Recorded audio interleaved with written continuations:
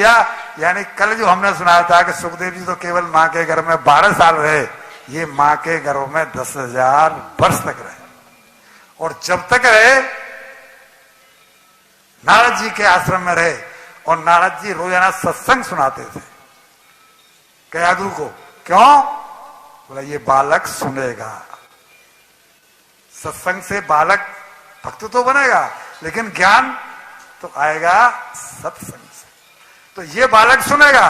तो प्रहलाद जी पर दृष्टि रहती थी नारद जी की, यानी कयाधु के पेट पर दृष्टि रहती थी नारद जी की। कयाधु का तो विशेष ध्यान नहीं रहता था, लेकिन नारद जी की वाणी को ये प्रहलाद जी पेट में सब सुन रहे थे। दूसरा प्रमाण आपको हम देते हैं। एक प्रमाण तो हम आपको दे रहे हैं कि बच्चा गर्भ में सुनता है।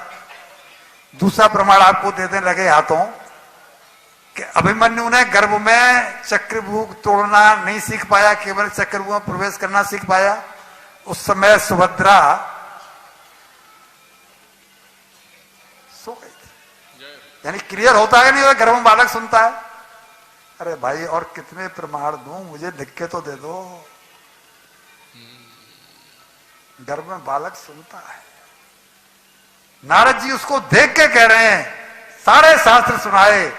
प्रहलाद जी ने सारे शास्त्र सुने, सीखे, और जब ये वापस आ गया अपनी राजधानी में, तो अब हुआ प्रहलाद जी का जन्म। जब ये 5 साल के हुए, इससे पहले जो इसकी अंतर कथा है वो भी सुना दो, नहीं तो फिर रह जाएगा मामला।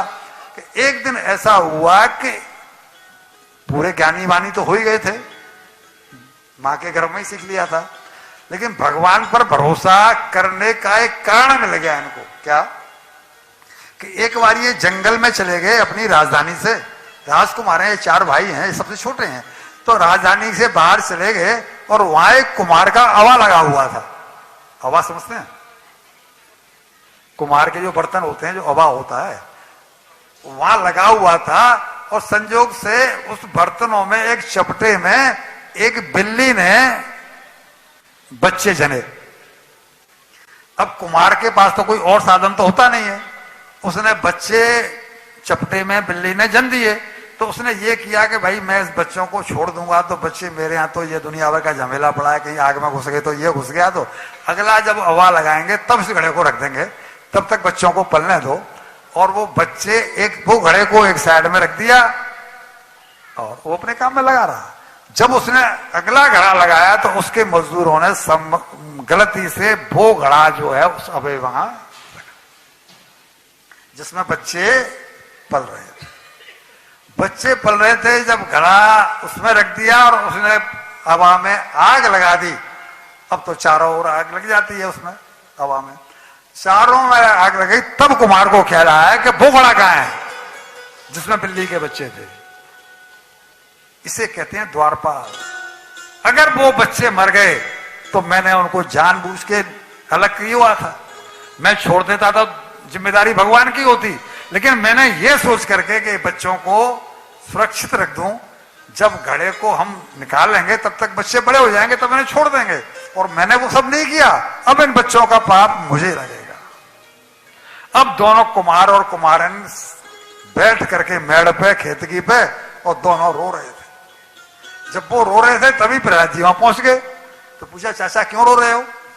कहा कि क्या हुआ? भक्ति रहे ना। कहा कि क्या हुआ, क्यों रो रहे हो?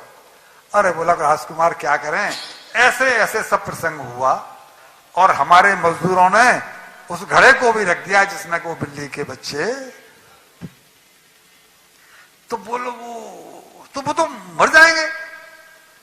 बोला हाँ वो मर जाएंगे, लेकिन हम रो रहे हैं भगवान की पुकार करके, भगवान से डोर लगा करके कि हे भगवान हम नरकगामी हो जाएंगे अगर वो बच्चे नहीं बचे। इस पाप की सजा तो हमें भोगनी पड़ेगी, भगवान कुछ करो, भगवान कुछ करो। तो प्रहलाद जी 5 साल के बच्चे पूछे, भगवान उनको इस हवा में, जलते हुए हवा में भी बचा सकते हैं? बोल हाँ वो तो कर तुम अन्यथा कर तुम, सर्व समर्थ भगवान है, उनके लिए क्या असंभव है, वो चाहेंगे तो कुछ भी हो सकता है।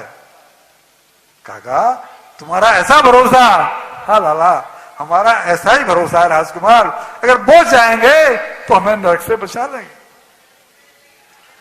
तो काका, इस घटना को मैं अपनी आंखों से देखना चाहता हूं। जब तुम इस अवा को खोलो ना, तो मेरे पास खबर भिजवा देना, मैं उस दिन यहां पर आऊंगा। मैं अपनी आंखों से इस घटना को देखना चाहता हूं। राजकुमार, जैसी आपकी आज्ञा। और उन दो पति पत्नी जब तक वो जलता रहा, जब तक वो खोला नहीं, रोजाना आरती पुकार उनकी भगवान से लग गई। भगवान के पास ऑप्शन क्या है, करें क्या भगवान? जो भगवान के पीछे पड़ जाए। अच्छा, आप में से कोई कभी वृंदावन जाओ और जहां ब्रजवासी मिठाई वाले की दुकान है, वहां से कोई पीछे भिखारन लग जाए, दे दे मैया, दे दे बहना, दे दे बाबूजी, दे दो, दे दो।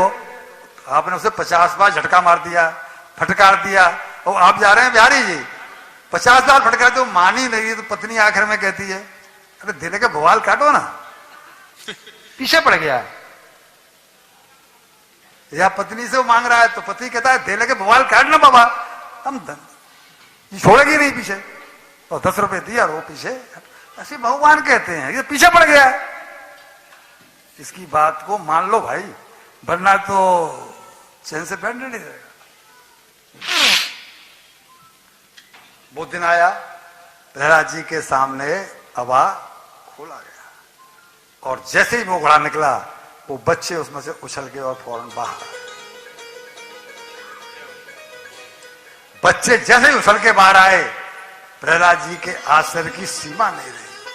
बोला, ये जो कह रहा है कि कर्तुम अकर्तुम अन्यथा कर्तुम समर्थ भगवान हैं, और उन्होंने ये खेल किया है, इसका मतलब है कि वो जो चाहेंगे वो तो होकर के ही रहेगा। मुकद्दर अपने हाथ से लिखना है। कल मैंने सुनाया था, ये चिट्ठी नहीं है कोई दूसरा। प्रहलाद जी के दिमाग में बात बैठ गई कि अगर वो बचा सकते हैं तो उनकी मर्जी के बिना कोई मर भी नहीं सकता। उनकी मर्जी के बिना कोई मर नहीं सकता, और वो अगर मारना चाहते हैं तो कोई बच भी नहीं सकता। और वही हुआ कि जब पांचवी वर्ष में इनका प्रवेश हुआ, तो इनको भेजा गया विद्यालय में। विद्यालय में जाने लगे, और वहां पर शुक्राचार्य जी जो इनके गुरु हैं दैत्यों के, उनके पुत्र हैं संड और अमर्क।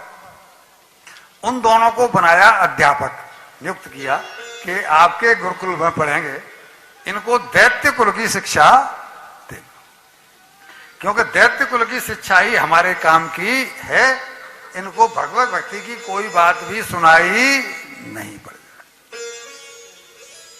जैसे कि बाप की, भैया की, मम्मी की आदत होती है 4-6 महीने पीछे, और एक दिन प्रहलाद जी को अपनी गोद में बिठा करके हिरण्यकश्यप ने पूछा, बेटा, सर पे हाथ फहराते हुए, स्कूल में